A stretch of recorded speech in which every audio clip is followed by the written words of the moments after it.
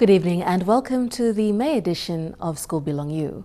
There has been so much happening in education in the country. In this episode, we look at EquiTV and its importance in education. Man is the supreme talisman. Lack of a proper education hath, however, deprived him of that which he doth inherently possess. The great being saith, "Regard man as a mine rich in gems of inestimable value. Education can alone cause it to reveal its treasures and enable mankind to benefit therefrom." The High Writings. The Department of Education recognizes the need for quality education across the board all over Papua New Guinea. Hence, keeping this in mind, the department, in collaboration with their development partners JICA, started work on the EquiTV project.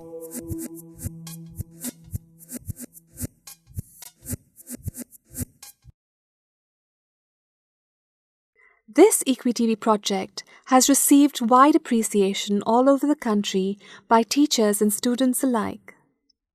It has been proven that students remember and comprehend better from television rather than from a regular class lecture. Having received a flurry of requests for decoders, MTV and Media New Guinea Limited CEO Mr. Bhanu Sood took the initiative to visit schools himself around the country and visited places as far off as Bougainville, where he interacted with students, teachers, departmental heads, and principals alike. If other people are watching, this means service is here.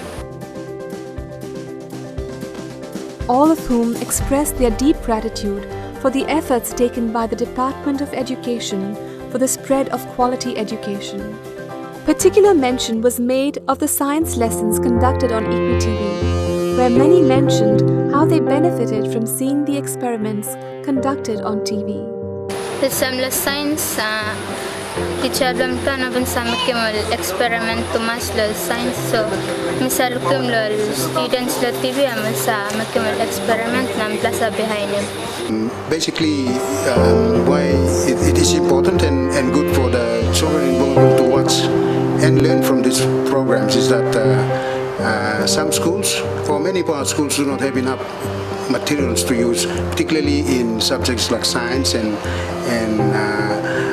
watching from the model school where all the support is there, and watching from those programs that are telecast from this program, students and both teachers and students learn from the model schools, which obviously will have everything. The materials that we had shortages, for example, in science, in schools, our school was short of these materials. It helped us a lot by observing from the TV lessons while students out there in the model schools, when they did experiments, students at our school were able to follow and observe because we ourselves didn't have instruments to use, especially in science lessons. So that was one thing that we found out that it was very important. These lessons have proven helpful for teachers as well, as many learn from the method of teaching shown in the model school on EquiTV. The impact of EquiTV has been such that many principals in rural areas have budgeted for generator fuel to run the EquiTV program in case of power outage. You may do the same with your students just to see if they have done the activities. Some schools are very good. They budget for fuel and watch these programs. One of our schools in the region has actually has solar power, a solar which powers the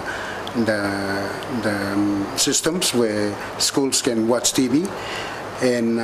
But many of our schools depend on local generators to run programs, and many of our schools which are located in remote areas, there is a program that we want to extend this program to all our schools in the region. It is yet to happen, but we're looking forward to ensuring that this program is received by all the schools in the region.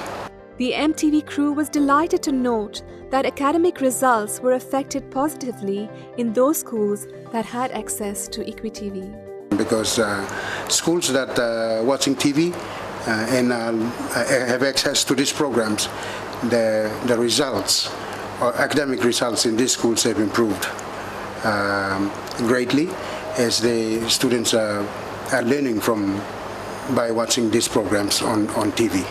While the role of technology is increasing the world over in the field of education, our very own Department of Education, aware of its importance, is trying as much as possible to align itself and be at par with the rest of the world.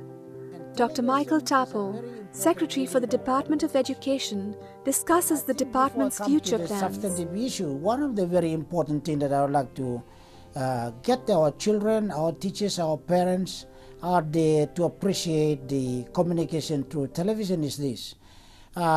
In issues to do with education theories, various theories that form how we learn, how do we do things, and the way we behave, the very fundamental things is making sense to things that we do every other day, every moment of the day.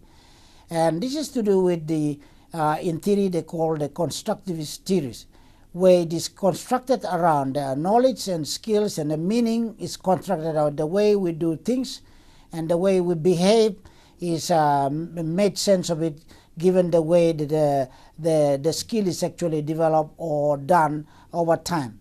And then it becomes part of your life and part of your thinking and part of your knowledge. Now, I'm making that comment as an introduction to why I believe this year the Department of Education is now taking another bold step ahead in terms of using all forms of medium of communication, and in particular television. We believe very strongly, and from the Department of Education, that communicating to television, giving you factual information about what must be done, how do you perform it, and how can you learn it, and how can you demonstrate it. Through the television we can give you that straight, and so you can now picture that in your mind and make sense to what and how and when you can do those particular areas. If it's performing of knowledge or demonstration of a skill, television is the medium by which it can be done. Now, having said that, I would like now to talk about some of the programs that the Department of Education have begun this year in trying to promoting the issue that we have done over the years in terms of EQTV. Hopefully this year we will roll out at least 1,000 decoders to schools around the country. We are slowly, should have been there, but we apologize for people who have not got their decoders.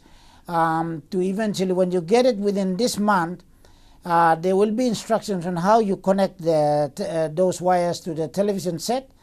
For as long as you got diesel to generate the power, you should be able to see the television live, particularly on the EQTV programs in terms of mathematics, science, language, and other areas that is communicated through to you by the Curriculum Development Division of the Department of Education, which is one way of using television as a medium of instruction.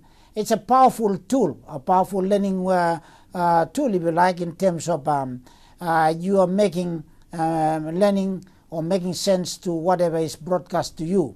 And I think that's one of the very important things why we're using the television. So the decoders are about to go out, and I apologize if you haven't got it. Our people will now be coming to your schools. For those that are lucky this year, will get the first 400 decoders, and thereafter, I'm hoping by the end of the year, more schools will get the decoders and will be able to watch television when we come to you. And you will find the television very, very useful, because we'll be coming to you talking about curriculum, we'll be coming to you to talk about teacher training, we'll be coming to you to talk to you about the next year in terms of the teaching the standards-based curriculum model. And we'll be talking to you about the National Education Board. We'll be talking to you about the tuition fee free and other government policies on how is it roll out, how do you report on it, and if there are problems, how do you avoid those problems. So this, through the television, you'll get that first-hand information from the Department of Education, some of which will be through my office and through me talking to you and through their offices, the department.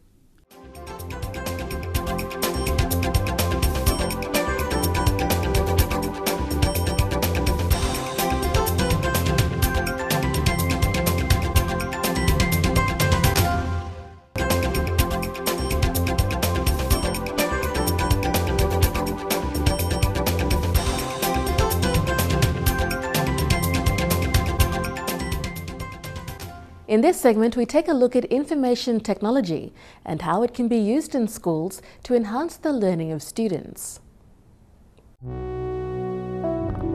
We need technology in every classroom and in every student and teacher's hand because it is the pen and paper of our time, and it is the lens through which we experience much from our world. David Warlick.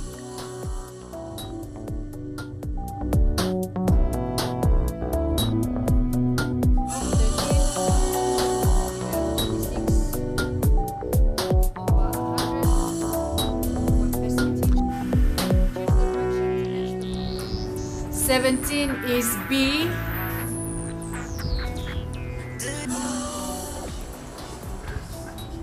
Question 18, our solution is B. Mount Diamond Secondary School in Central Province is the first school to take in Future School. With more than 700 students in both day and boarding school, this program will greatly benefit the students who come from all over Papua New Guinea. I've been with Future School for over 30 years, developing the Future School online system, initially in the cloud, so you're able to access it from anywhere in the world. But we've developed now for Papua New Guinea and other places in the Pacific Islands a standalone system that doesn't require the internet, and we've been here for the last week and down in Goroka at the University of Goroka installing the standalone system, which provides students with the ability to learn on a system that doesn't require the internet, and it still has all of the advantages of the system that's out in the cloud. Our Future School gives you probably the most complete mathematics and English course available, and we're introducing it into Papua New Guinea because we think that it will empower all of the students here, and this is very important because the students want to learn, and this will give them the resources that they require to do it. As well as that, it gives the teachers the resources to monitor and provide all of the additional things that they haven't had access to in the past. So we're looking forward to wonderful results here at Mount Diamond. Future School is global in the development of learning management systems, educational software, and online tutoring programs for students, where students watch tutorials, do practice work, and are given assignments after the class. Technology gives students immediate access to abundance of quality information, which leads to learning at much quicker rates. Learning becomes fun and interesting. Technology in the classroom enables the use of more interactive educational tools which allow for dynamic learning experience. My encouragement, I'd like to appeal to all schools, stakeholders in all schools, Board of Governance, parents, teachers, to support this program. And I think to budget for this program in your schools. If you can do it this year, do it next year. Have it budgeted for next year. And then this is where the TTF money would be well spent as well. The government has put in a lot of money, and the core business of the school is to improve learning standards, to teach students. And I, for one, am a firm believer of putting the money where our mouth is. And I believe that with this learning tool installed into all our schools in the nation, it will also greatly improve standards as well.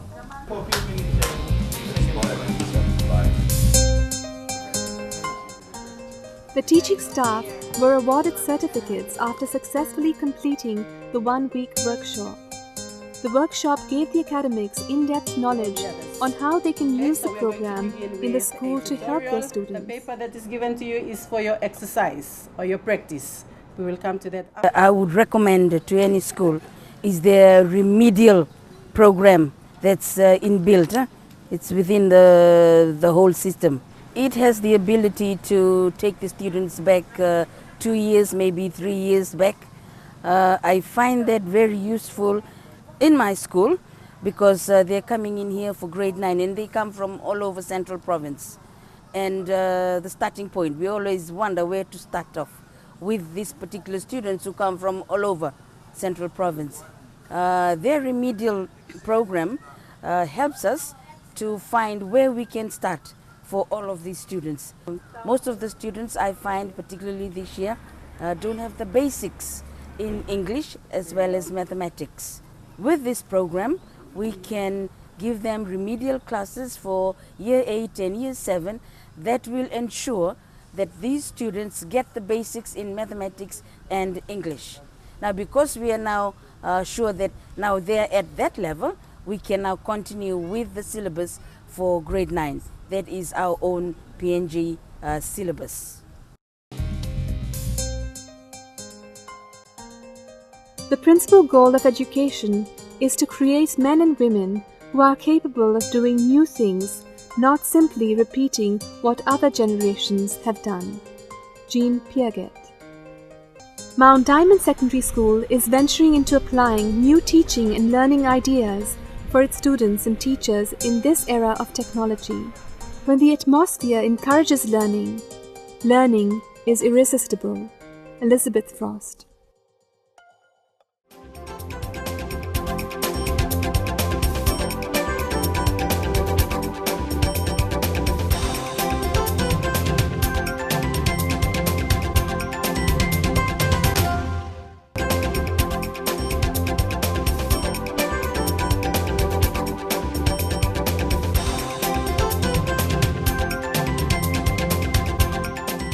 Hello, if you've just joined us, you're watching Skul Bilong You. In this segment, Dr. Michael Tapo speaks on the biometric systems that have caused much confusion in the nation's capital. With the world moving forward in technology, the Department of Education is definitely not one to be left behind. Senior officials in the department have made it known that the department will be one with the digital age, first with EquiTV, and now with the introduction of Access Management Control System. The goal of the system is to improve the department's productivity and security while lowering the costs associated with it.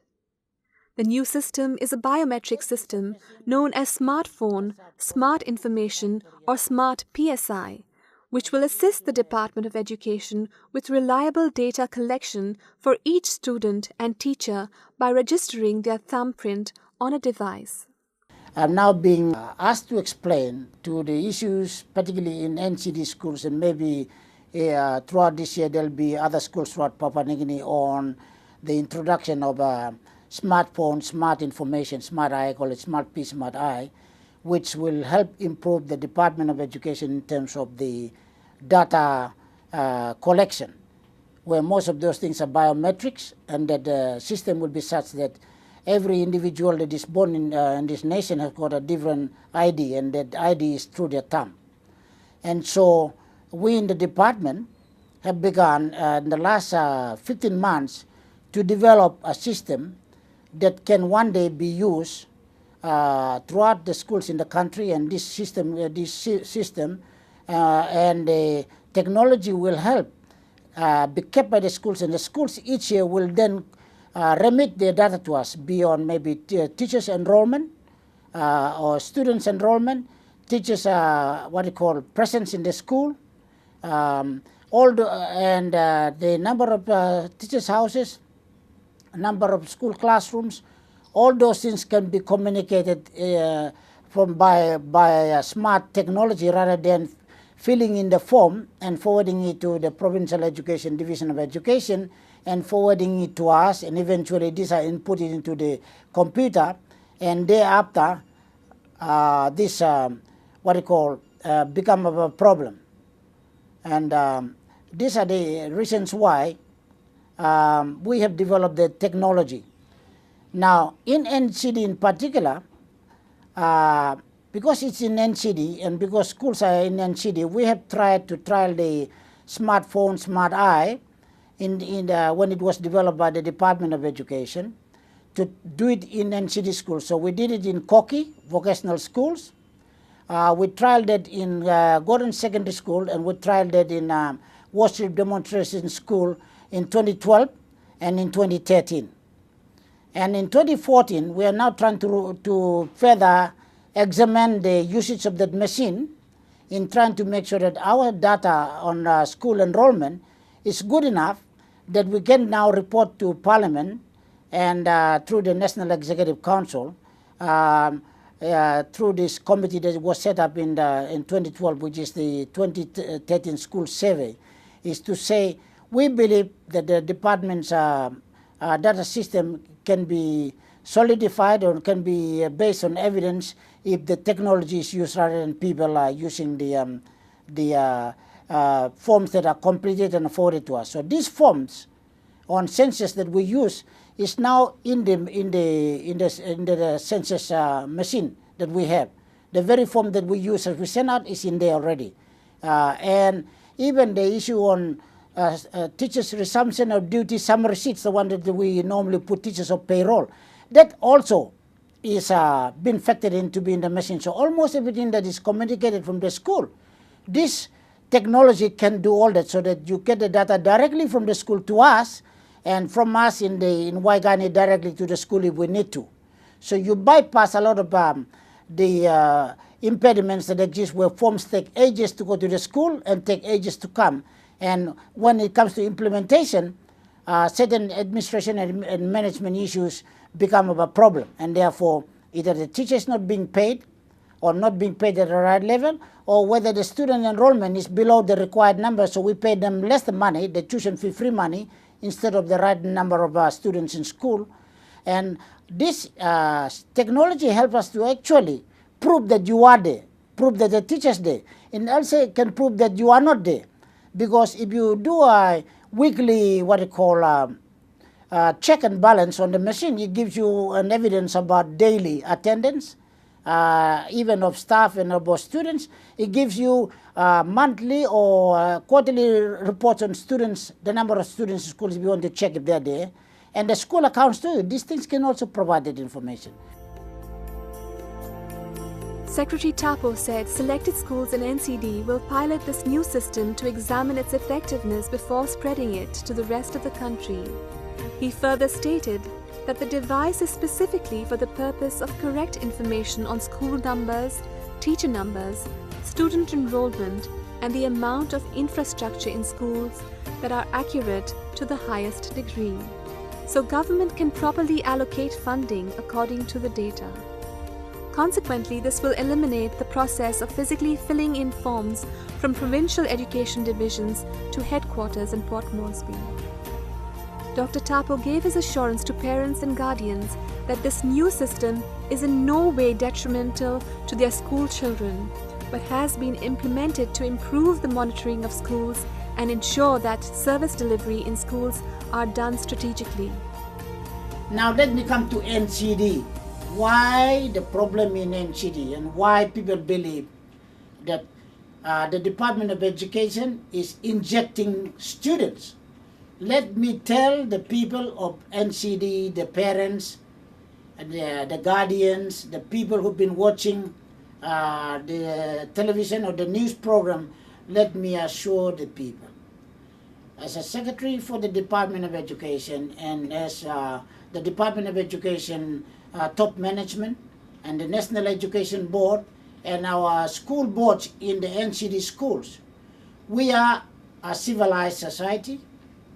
The school system is meant for children to go to school, and therefore we are not into business to inject medicine or anything that is into students. If we did, it is criminal offense and we should be in jail. The police should now be arresting Secretary for Education and putting me behind bars. Because this is a civilized democratic society, and we are not in the business of injecting any child in NCD for our own interest. And we are not a cargo cult department. I want to assure the parents in NCD. What they have seen in school is a technology that we have developed for the main reason, and that is to make sure that the data we get on teacher numbers, on school numbers, on student enrollment, on number of infrastructure in schools are accurate as much as possible, so that government, when they're sending money to school, they're using the data to make sure that they calculate the right amount of money and it is sent to school. Whether they're going to use the money for infrastructure, to build more teachers' houses, whether they're going to use it to buy a ruler, whether they're going to use it to buy a school truck, whether they're going to use it for whatever it is based on evidence. And the technology provides them.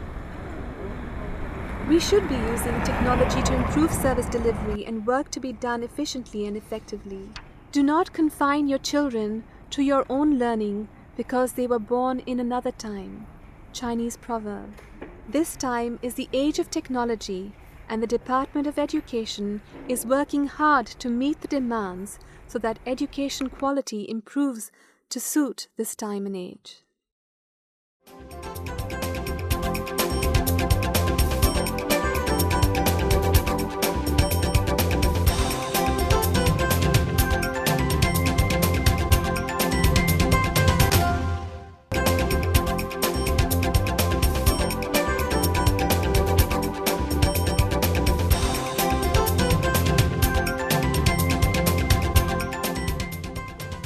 Thank you for staying with me on Skul Bilong You. In this segment, Education Secretary highlights the importance of English in schools.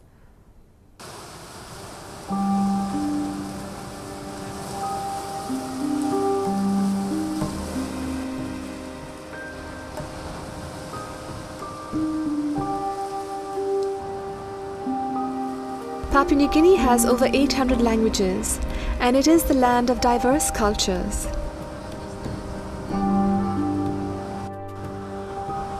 However, education has brought Papua New Guineans together. English language has become the second language and first for some. It is a very big concern because that is where... Dr. Michael Tapo, Secretary for Education, emphasizes that all children in school must speak good English. Since independence, or before independence up until now, all our children, and it is in the literature and worldwide the same, not only in Papua New Guinea, English in Papua New Guinea and in the other developing countries is a second or third or fourth. Our children in the literature, based on evidence, only survive from grade to grade level.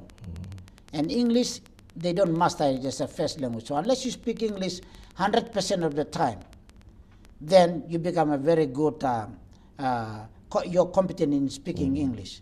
Papua New Guineans, since independence up until now, we acquire English language as we go to school, and we develop our ability, and we get better and better as we go. So when we go into the workforce, we become better and better. If you speak it all the time, and you read, and you do all the things, and you improve your English standards, if you like.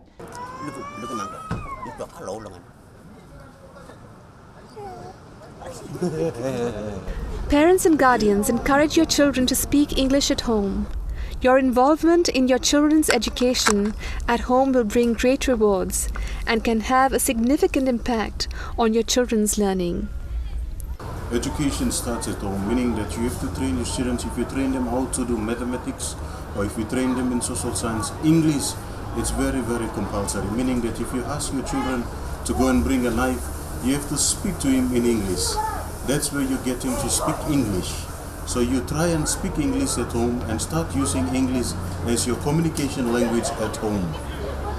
Teachers play a great role in educating our future leaders. Therefore, many teachers in schools must encourage students to speak English at all times. This will see improvement in their learning and speaking according to researchers.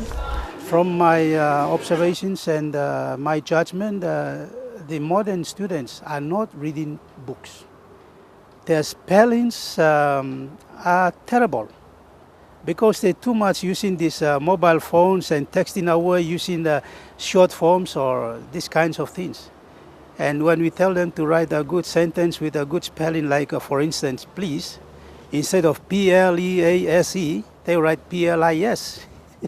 So there's so many short forms that students are coming up and then mixing up all these short text messages with a proper way of written expression in the English and the language and literature essay writing.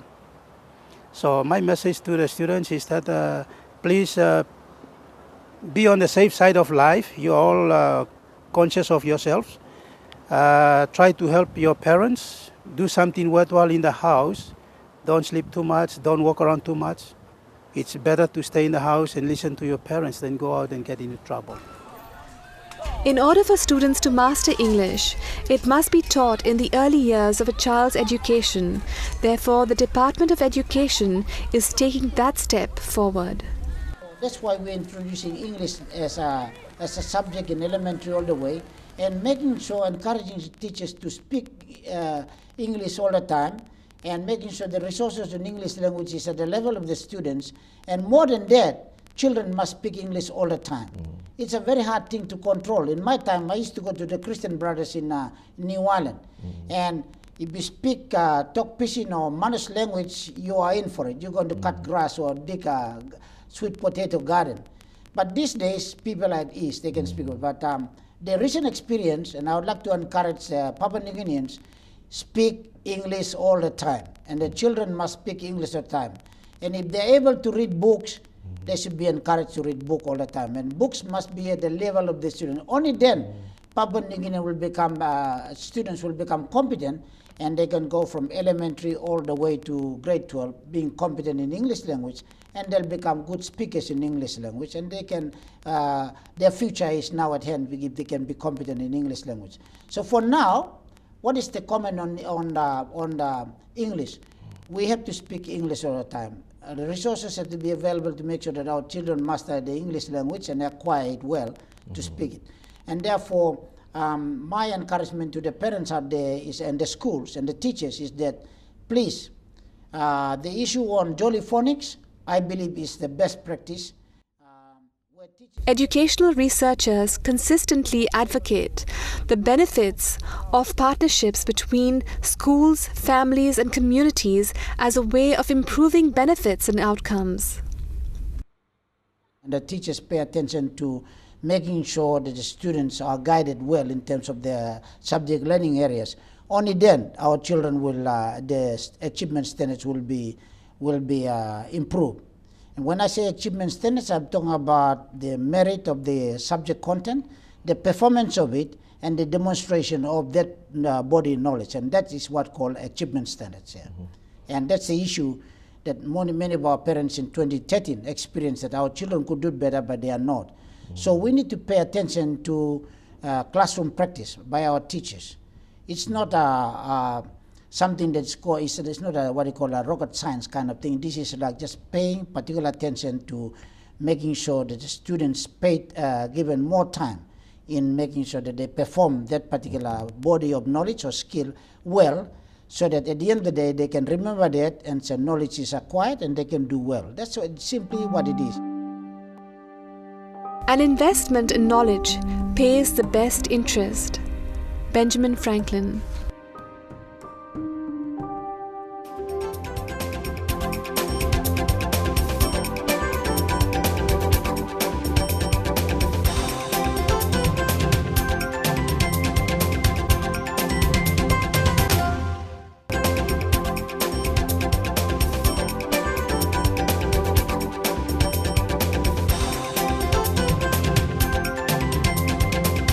Hello and welcome back to our final segment. In this segment, we visit children in Tatana who will be enjoying the new library facility to enhance learning.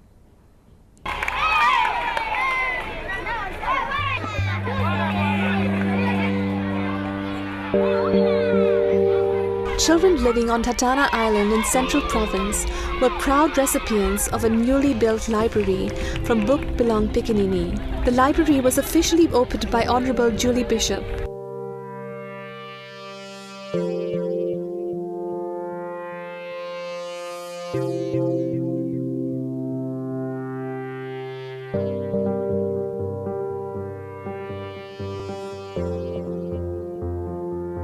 The children on the island were full of smiles, as the library will help students achieve their academic success and also boost their interest in learning. The Australian government and the Papua New Guinean government are partners, because our two countries are the closest of neighbours, the closest of friends. and we work together to ensure there's peace and prosperity in this beautiful country. We both have the same objectives: to ensure that the economy here in PNG can grow and be sustainable, that the people here are happy and healthy, and that they contribute not only to the peace and security of Papua New Guinea, but the whole region. So the Australian government and the government of PNG have the same objectives. And we provide significant funding to achieve those objectives, but we try and target it in areas that really make a difference. Community leader Mr. Tom Lankan, speaking on behalf of the people, thanked Book Bilong Pikinini for the library which will be used by children in Tatana. Today's official opening of the Book Bilong Pikinini Library marks a very significant and historical occasion for the people of this community. It is significant because it will immensely contribute to the early childhood learning of our children. It is also historical because it is the very first by any high-ranking foreign dignitary to come into our community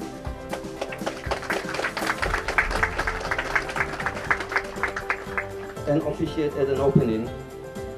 Honourable Minister, your presence at this library opening makes this day very special, and it's a blessing for the people of this community. Thank you. The current system of elementary, primary education is still a failure, given that the children even get into grade 8. The entry level to secondary education cannot speak or write good English. In this respect, the role the library plays in laying the foundation to education at an early stage is of vital importance and improving and providing quality education.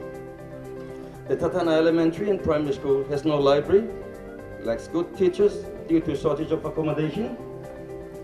The classrooms are overcrowded with elementary children with teacher-children ratio of 1:75, simply because there is no classroom for them, and that has been ongoing for the last 10 years.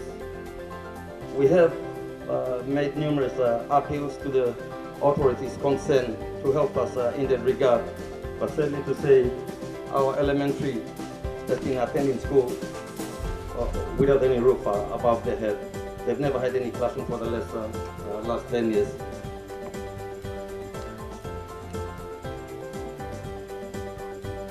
The free education policy for our government allows all children access to schools, but this must be complemented with the required infrastructure.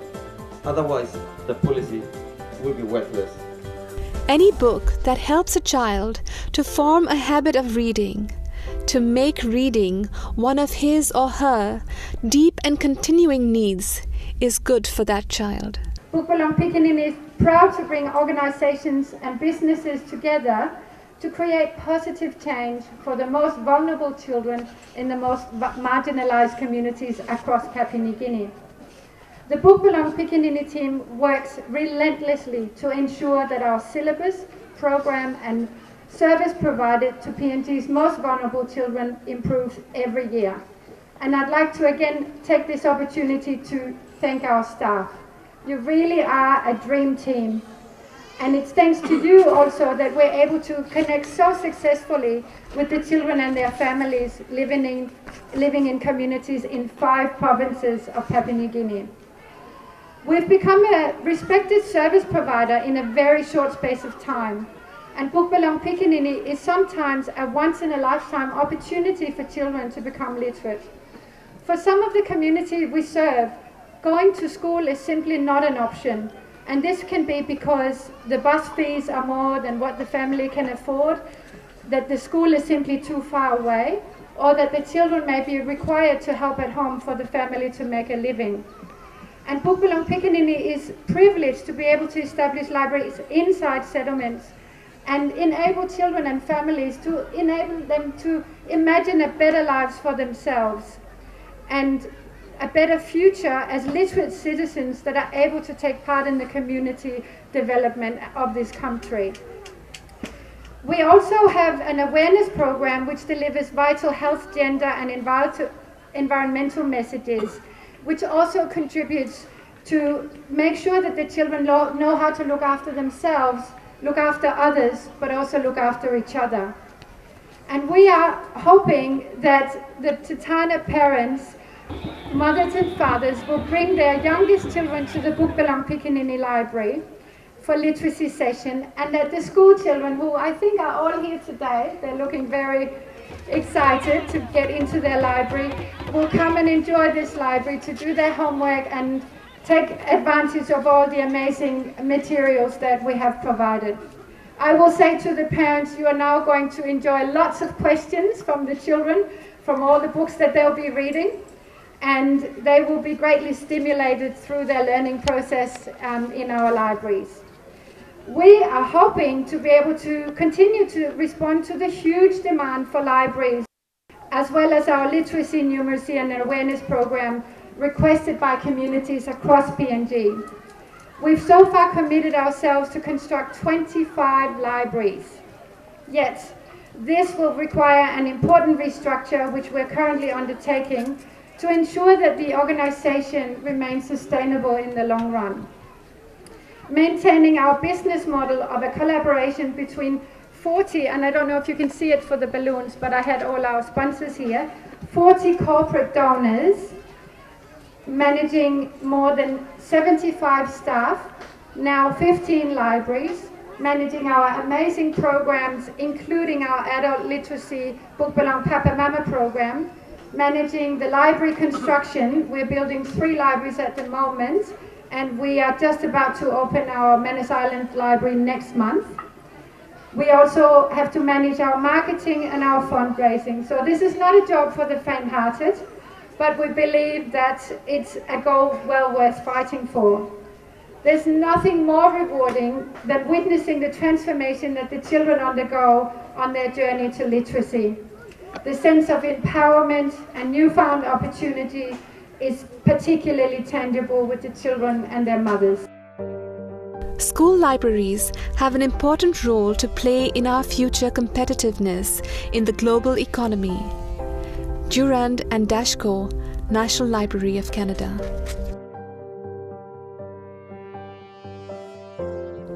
And that concludes this edition of Skul Bilong You. If your friends or family have missed this episode, you can view it online on these web links on your screen. Your next edition of Skul Bilong You is on next month. You'll be informed by a promotional advert. Thank you for watching, take care, and see you next time.